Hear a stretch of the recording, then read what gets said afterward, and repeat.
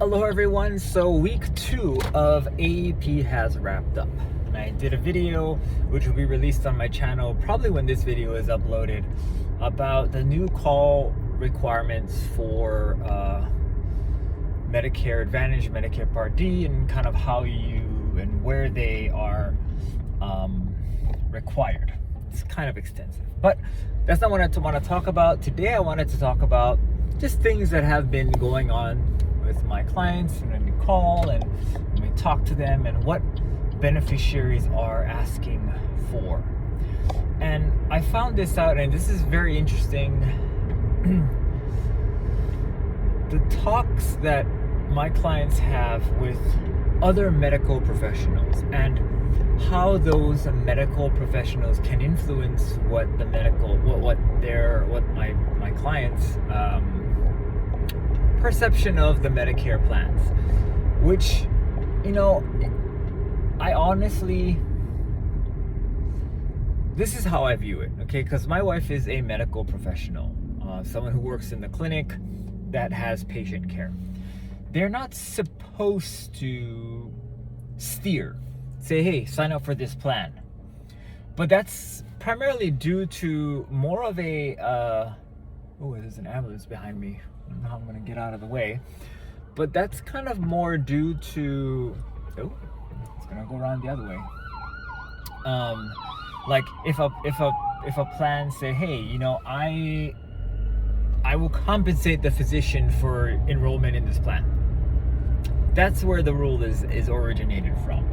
The rule is not really so that the Medicare medical provider can't weigh in on how the plan has treated them or how the insurance has worked out with the provider. Because they're not marketing it, right? They're not selling it to you. Here's another way of putting it, okay? So I, for one, do not enjoy certain Medicare Advantage companies. I don't contract with them, right? It's just what I do. And a medical provider cannot contract with a plan, right?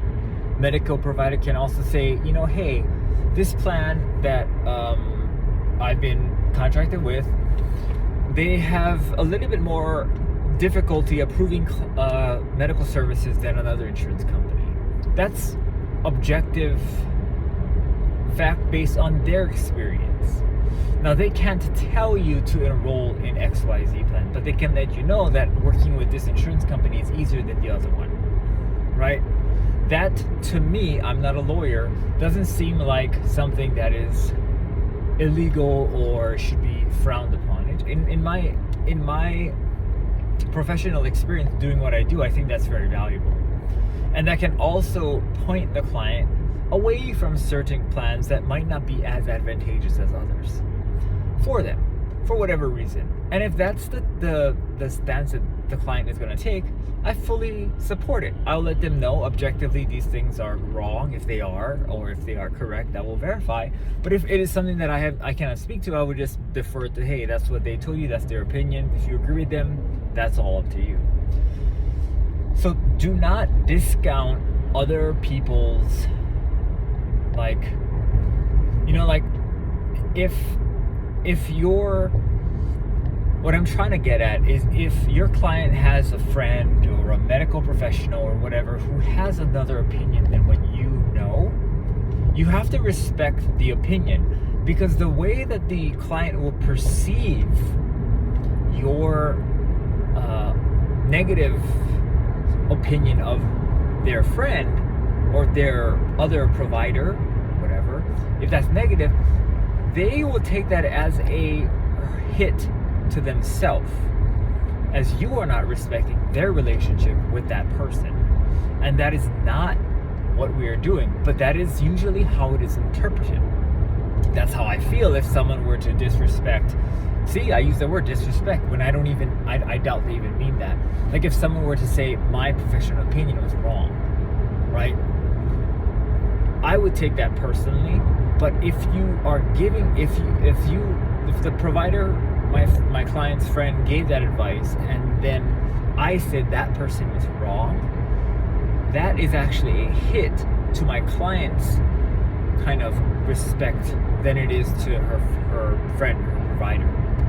So don't do that. What you need to do is you just clarify what they said, and if you don't agree with it, just say, hey, in my experience, that's not how it has been, but hey, their boots on the ground, they know a little more than me. If you are willing to stake your plan enrollment on whatever that person says and put it into your kind of mix as how you make your decision, then that's okay, because it's your decision, right? I just thought I would talk about that, because I do get some of my agents talking about how other providers, they don't know anything about medical insurance. Why are they giving their patients advice? And while that is true, you can't take it in like that. You can't discount the relationship that your clients have with other people just because you are a professional. We all are people, right? While yes, my experience does put me in a better place to help people make these decisions, it is not my advice isn't better than someone else, right? Because better is better is a subjective metric unless you define the terms in which you're defining better, which we can't, right? Heck, for all I know, the medical provider's advice on choosing a Medicare plan might actually be metrically better than mine. Who knows, right? Everyone has different metrics to which they measure stuff. So don't discount what other providers say, or other people, or even friends say about their medical plan, because for all you know, they might have a better idea than you do, right? They might. And never discount that.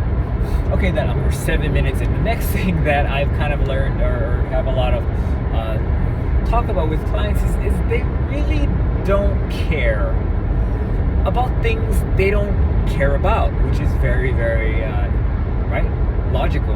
No, Matt, of course. So what I do when I create these kind of scenarios for people is just to illustrate worst case scenarios, and that's what I like to do, because it is insurance. What my clients care about might be the dental benefit, might be the vision benefit, might be gym membership. I don't really know, nor do I really care for this video. You just have to make sure that you are addressing your client's needs. But when it comes to the more important things like the doctor visit, the hospitalization charge, Part B drug costs, Part D formulary and how to use it, all of those things need to be very, very they need to be talked about. But a lot of times your clients are just like brush it off, say, oh, okay, that's good, oh, that's allowed, that's good, well, that's kind of allowed. But they're not listening. It's just going right through their ears and out the other, right? In through one, out through the other. So what I do then is I usually create like a summary of what I'm doing. I push out the highest risk, financial risk kind of portions of the plan. And therefore they have like an after visit documentation of what will happen, right? What the documentation is. It lists like the highest cost, where the risk is for financial risk, formulary, and then I will probably include all the regular documents like provider directory, summary benefits, welcome kit, all those things in the email that I send all this stuff through. And that will kind of, in my head and potentially in my client's head, is why my client retention is 99%, why people stay with me, because I provide them with a lot more than your everyday agent, right? I do more than everyone else, and that's how I like to to do things, because I believe that we get compensated well and that we do a better job by helping our clients. So, only 2 things this week, but took a long time. If your client has someone who they ask questions to or help them kind of make a decision on a Medicare plan, you cannot throw that person under the bus. You have to acknowledge that person's kind of opinion, and you can give your professional experience on the matter, but never fault or never say that that person is, or never say anything negative about that person, because it genuinely will reflect negatively on your client, on their kind of personal image of themselves, which is not what we want to do, and it's definitely not what our intent typically is.